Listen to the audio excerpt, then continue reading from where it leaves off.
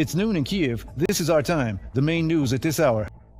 In the studio, Valery Klemenko. Hello. Russia carried out a drone strike on the Chernihiv region, hitting an energy infrastructure facility. This was reported by the head of the Regional Military Administration, Vyacheslav Chas. Fires broke out at the impact sites, but they were quickly extinguished. More than 26,000 customers in Babrovitsia and neighboring settlements were left without electricity. Restoration work is underway. In total, the Russians attacked the Chernihiv region 20 times in the past 24 hours. Explosions were recorded in 13 settlements. A family with 2 children was killed in the Sumy region as a result of a Russian attack.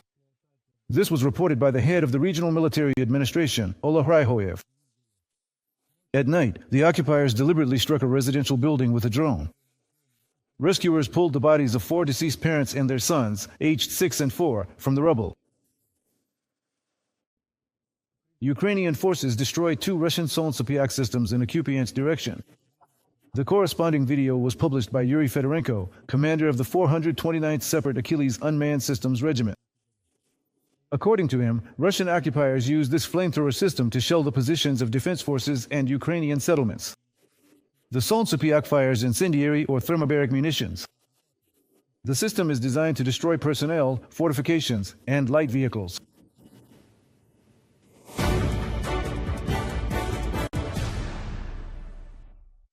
Six NATO countries have already funded 4 packages of defense aid to Ukraine. The total amount exceeds $2 billion under the Pearl Initiative. This was reported by the Office of the President of Ukraine. The first contributions, the Netherlands, 578 million, Denmark, Norway, and Sweden, 495 million, Germany and Canada, 500 million each. Deliveries under the first 2 packages began in mid-September.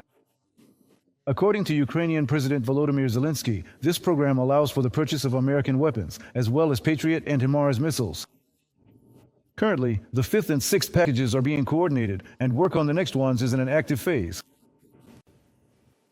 NATO and the European Union continue to strengthen Europe's defense and support Ukraine, acting together and complementing each other.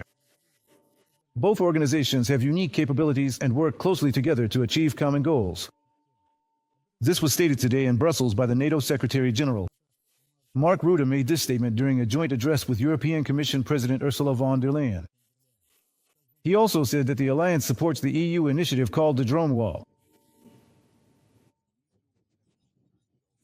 We must protect our skies. That's why the initiative to use drones is both timely and necessary. After all, we can't keep spending millions of euros or dollars on missiles to destroy drones that only cost a few thousand. That's why we need a drone wall. But when it comes to Ukraine, that's our first line of defense.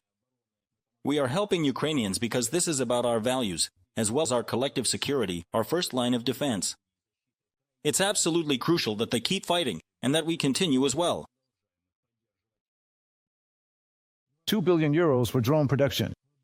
This agreement with Ukraine was announced by European Commission President Ursula von der Leyen. According to her, Ukraine is Europe's first line of defense, and it needs to be strengthened. The 2 billion in aid will allow Ukrainians to scale up and fully realize their potential. If we still believe that Ukraine is our first line of defense, then we should strengthen our military support for Ukraine. That's why, specifically, we agreed with Ukraine that a total of 2 billion euros will now be spent on drones. This will give Ukrainians the opportunity to scale up and fully realize their potential. And, of course, it will also allow the EU to benefit from this technology. The results of the parliamentary elections in Moldova will only strengthen cooperation between Kyiv and Chisinau. This was stated by the ambassador of Ukraine to the Republic of Moldova, Pan Ragavi. According to him, since the start of Russia's full-scale invasion, the 2 countries have grown significantly closer, especially in matters of energy and European integration. Now, the diplomat is confident that cooperation will become even stronger. Let me remind you, according to the results of the parliamentary elections in Moldova, the pro-European Party of Action and Solidarity achieved a decisive victory. It was supported by almost 800,000 voters. That's 50.2% of the total number of people who voted. This is the choice made by the people of Moldova. The choice made by the Moldovan people in these parliamentary elections opens up even more opportunities for the development of bilateral cooperation. We have projects that we are actively implementing. These include infrastructure and the energy sector. The outcome of these elections has strengthened the foundation that allows us not only to cooperate, but also to expand the range of areas of mutual interest where we can achieve very good results. Moldova is our neighbor. It is strategically important to us as a neighboring country, and also for the overall stability and security of the region.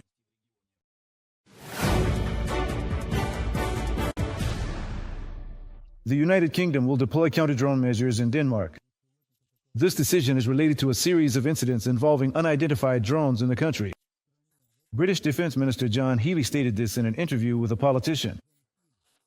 The Danish government has concluded that the recent appearance of drones over the country's airports is the work of a professional operator.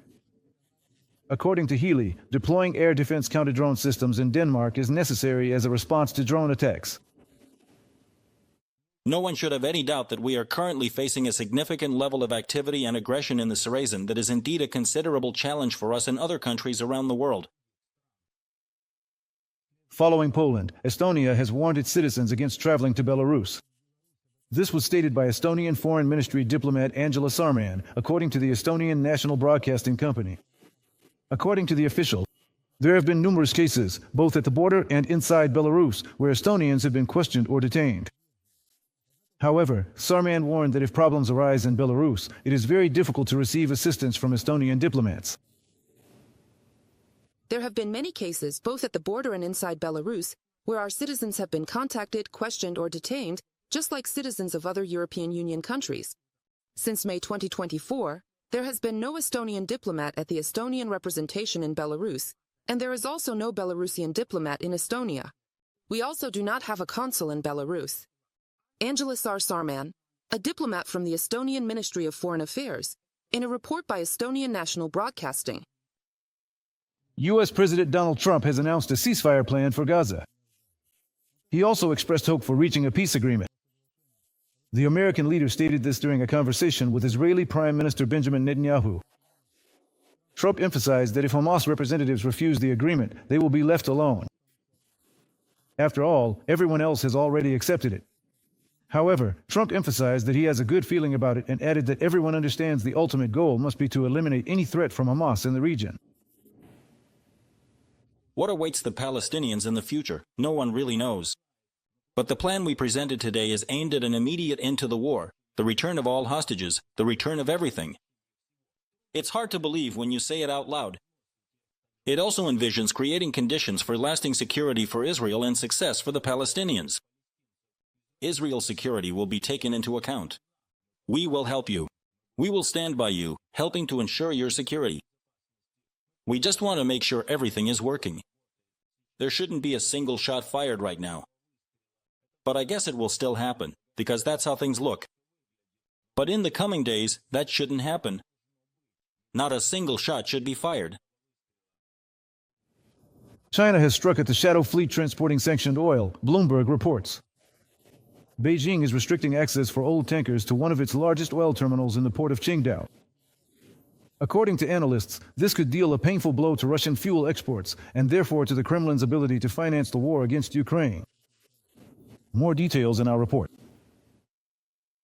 On November 1st, new rules will come into effect at the port of Qingdao. The ban will apply to vessels that are 31 years old or older, as well as tankers that have changed their registration data with the International Maritime Organization or have invalid certificates. The changes were adopted after the U.S. imposed sanctions on an oil operator at the port of Qingdao. This port is the major transshipment point for Iranian oil supplies to China. According to the analytics company Fleur, since the beginning of the year, the port has received about 300,000 barrels of crude oil per day from Iran. Overall, about 1/6 of all crude oil imported into China passes through this port. This move is seen as targeting vessels that transport sanctioned oil from Iran and other sensitive suppliers. The stringent restrictions were specifically imposed after the United States government officially sanctioned an oil operator, which was strategically located at the Dongyayako port in the city of Qingdao, back in August. This sanctioning occurred for the explicit reason of receiving Iranian crude oil that was transported by a vessel already under Washington's comprehensive sanctions, according to a detailed Bloomberg report. The port in Shandong province will be evaluated using a special points-based system. Factors such as the age of the vessel and the presence of environmental pollution liability insurance will be taken into account.